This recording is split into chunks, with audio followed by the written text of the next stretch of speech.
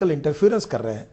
कभी मायावती को डराते, कभी मुलायम सिंह जी को डराते, कभी करुणानिधि को डराते, कभी शिबू सोरेन को डराते, कभी लालू को डराते, फिर बोलते मदद करते, फिर एक काम निकाल लेते, फिर मदद करते, सपोर्ट निकालेंगे तो देखो आके निकालते। ये क्या चल रहा ये है? नेता इतने कमजोर हैं या भ्रष्ट हैं? देखिए, सबसे पहली बात है कि आजकल सच या झूठ रहता बाजू में। नहीं, आपने ये नाम लिया मायावती, मुलायम, आप लगातार नाम ले रहे हैं। ये देखिए, नेता भ्रष्ट हैं या कमजोर हैं? पहली बात ऐसी है कि शासन मजबूत होता है।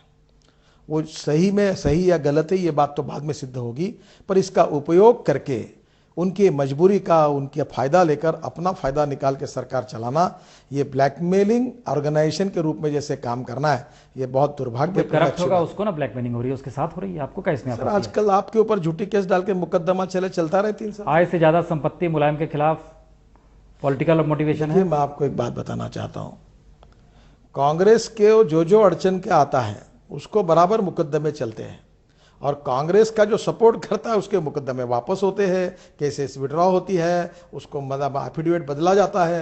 ये तमाशा कोर्ट ने देखा है, देश ने देखा है। कितने बार एफिडेविट बदला गया मुझे बताइए। इनके केसेस में जब काम आता है तो उनका एफिडेविट बदला जाता है। अब देखो, देश की जनता भी इसको जानती है। मैं तो बोलता हूँ सीबीआई का ऑफिस तो कांग्रेस पार्टी अपने कार्यालय में खोल ले, आसानी हो जाएगी, सुविधा हो जाएगी। ये कांग्रेस ब्यूरो ऑफ इन्वेस्टिगेशन है। अब चाहते हैं 24 अकबर रोड में खुल जाए। बिल्कुल खुल, आसानी होगी ना, वहीं से डायरेक्टर ऑर्डर लेकर काम करेगा। तो हम तो ये भी सोच रहे हैं कि अशोका रोड में बीजेपी हेडक्वार्टर में नरेंद्र मोदी के सरकार चलाने लगे, वहीं से गुजरात की। देखो, आप नरेंद्र मोदी न कोई हुक्मशाह है, न कोई उनका आग्रह है। वो एक वेल डिसिप्लिन विचारों के लिए काम करने वाले कार्यकर्ता है, और प्रशासन और विकास का एक अच्छा मॉडल उनने सिद्ध किया है। और पार्टी ये कोई नरेंद्र मोदी कहेंगे वैसी चलेगी नहीं। अटल बिहारी वाजपेयी के समय भी ऐसा नहीं हुआ, अडवाणी जी के समय भी ऐसा नहीं हुआ।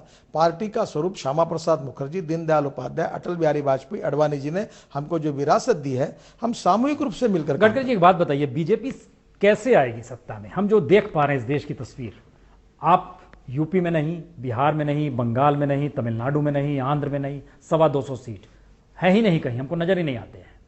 कैसे होगा? देखिए, आपके बात से मैं सहमत नहीं हूं। बिहार में हम सरकार से बाहर आने के बाद हमारी ताकत बढ़ी है, और आप जितनी सीटें उससे 8-10 सीटें ज़्यादा जीतेंगे। उत्तर प्रदेश में हमारी पिछले बार स्ट्रेंथ थी, मैं आराम से आपको कहूँगा कि हम 40 तक जा सकते, इतनी ताकत हमारी बढ़ रही है निश्चित रूप से। तमिलनाडु में हम कम है, पहले भी नहीं थे। मैं कोई दावा नहीं करता वहाँ कुछ हूँ, पर आप एक बात समझ लीजिए कि 2 पार्टी पोलराइजेशन हुआ है। एक तो यूपीए है या एनडीए है, बीजेपी है या कांग्रेस है। तो जहां कांग्रेस नहीं चाहिए तो स्वाभाविक रूप से लोगों के सामने पड़ रहा है बीजेपी का है। बीजेपी ये लोकतांत्रिक पार्टी है, कांग्रेस ये पब्लिक लिमिटेड पार्टी है। वहां एक मालक है, एक मालकिन है, उनके इशारों पर काम चलता है। हमारे पार्टी में लोकतंत्र है, लोकतंत्र के कुछ फायदे हैं, कुछ नुकसान। यहाँ एक परिवार है, वहाँ परिवार है, सब लोग। यहाँ भी एक परिवार है। नहीं, हमारे से परिवार नहीं। कमाल करते हैं आप। लाल कृष्ण आडवाणी कहते हैं, मैं इसलिए मान गया, नहीं रूठा हूं अब कि मेरी सरसंघ चालक से बात हो गई है। आप खुद सक्रिय थे, आपको याद नहीं है क्या? उन्होंने खुद कहा था। ये पहली बार है इतिहास में मौका कि बीजेपी के नेता कह रहे हैं कि आरएसएस के हेडक्वार्टर से बात हुई और मैं मान गया, मुझे भरोसा है। कौन सी सौदेबाजी थी? क्या सौदेबाजी है? क्या स्थिति? आप एक समझ लो कि लाल कृष्ण आडवाणी जी भारतीय जनता पार्टी के सबसे कद्दावर नेता है, और उसके साथ साथ वो राष्ट्रीय स्वयंसेवक संघ के एक स्वयंसेवक है। और एक अच्छे स्वयंसेवक के रूप में हम सबको, हमारे सरसंघ चालक आदरणीय हैं, उनका शब्द हमारे लिए आखिरी शब्द है। और इसलिए आडवाणी जी की जब उनसे बात की और मैं उसमें था, तब सरसंघ चालक जी ने उनको कहा कि देश हित में और पार्टी हित में, समाज के हित में इस समय आपने इसमें वापस लेना चाहिए। तो एक आदर्श स्वयंसेवक ने कहा कि आपने जो कहा है उस बात का मैं पालन करूंगा। ये तो अच्छी बात है। अब आप तैयारी कर रहे हैं नागपुर से चुनाव लड़ने की? अगर पार्टी ने भी कहा है और मैं चाहता हूँ, लड़ना चाहता हूँ। नागपुर उस वक्त विदर्भ राज्य का हिस्सा होगा या महाराष्ट्र का हिस्सा होगा? देखिए, भारतीय जनता पार्टी ने छोटे राज्यों का समर्थन किया है, और भारतीय जनता पार्टी ने अपने भुवनेश्वर के राष्ट्रीय कार्यकारिणी में अलग विदर्भ राज्य को मान्यता दी है, समर्थन किया। ये पार्टी की भूमिका है। अटल जी आडवाणी जी के नेतृत्व में एनडीए में हमने उत्तराखंड और झारखंड और छत्तीसगढ़, इन छोटे राज्यों का यशस्वी निर्माण करके दिखाया है। और मेरी मांग है और मेरी इच्छा है कि भारतीय जनता पार्टी ने पहले ही मांग की है, जब तेलंगाना का राज्य निर्माण हो रहा है तो कांग्रेस ने विदर्भ के राज्य का भी निर्माण करना चाहिए, और भारतीय जनता पार्टी अलग विदर्भ राज्य के लिए भी समर्थन करेगी। और तेलंगाना का तो पहले से कर रही है, और कांग्रेस ने आज तक तेलंगाना में राजनीति की, आज भी राजनीति कर रही है, हजारों लोग शहीद हुए हैं और चुनाव के इसमें कितना फायदा नुकसान होगा इसके आधार पर सोच रही है। और तेलंगाना के लोगों के साथ आज तक लाठियां चलाई, गोलियां चलाई, अन्याय किया, अत्याचार किया। अब वो चुनाव जीतने के लिए अब ये नई नीति अपना रहे। खैर देर से क्यों ना हो, पर उनको थोड़ा सा समझ में आया, अच्छी बात है, तो हम उसका समर्थन करेंगे। और इस समय विदर्भ के बारे में भी सोचना चाहिए, हमारी बात है। ये आपकी बात है। पटरी पर कांग्रेस आई है ना छोटे राज्यों को लेकर?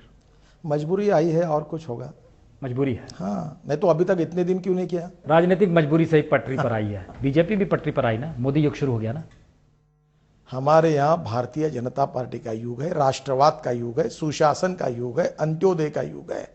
और इस युग के लिए काम करने वाले जो कार्यकर्ता और नेता है उसमें नरेंद्र मोदी है, नितिन गडकरी है, राजनाथ सिंह है, अरुण जेटली है, सुषमा जी है, अडवाणी जी है, मुरली मनोहर जोशी है। मतलब लिखना चाह रहे थे कि मोदी युग आ गया, मिटा दें इसे। नहीं, आप क्यों मिटाते हो? नहीं मिटाएं। देखिए, पहली बात आप बताइए, हमारे पार्टी में पर्स एंड पर्सन।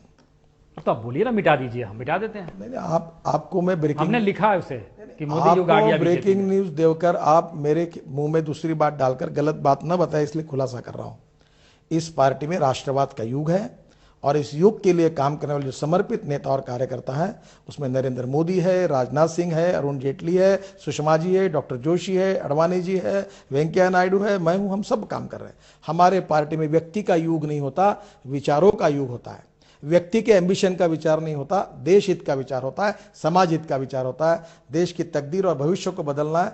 भय, भूख, आतंक, भ्रष्टाचार से मुक्त हिंदुस्तान और 21वीं सदी की दुनिया की सबसे बड़ी ताकत बने, ये हमारा विचार है। इसके लिए हम काम कर रहे हैं। चलिए, बार बार आपने संसदीय बोर्ड के नेताओं का ही नाम लिया, थैंक यू। हमने जब पूछा। बहुत बहुत शुक्रिया गडकरी जी। तो यह है स्थिति बीजेपी की और नितिन गडकरी इस रूप में बीजेपी को आगे बढ़ते हुए देख रहे हैं। हम मिटाएं या ना मिटाएं, आप कुछ तय करें, मोदी युग आया या नहीं आया।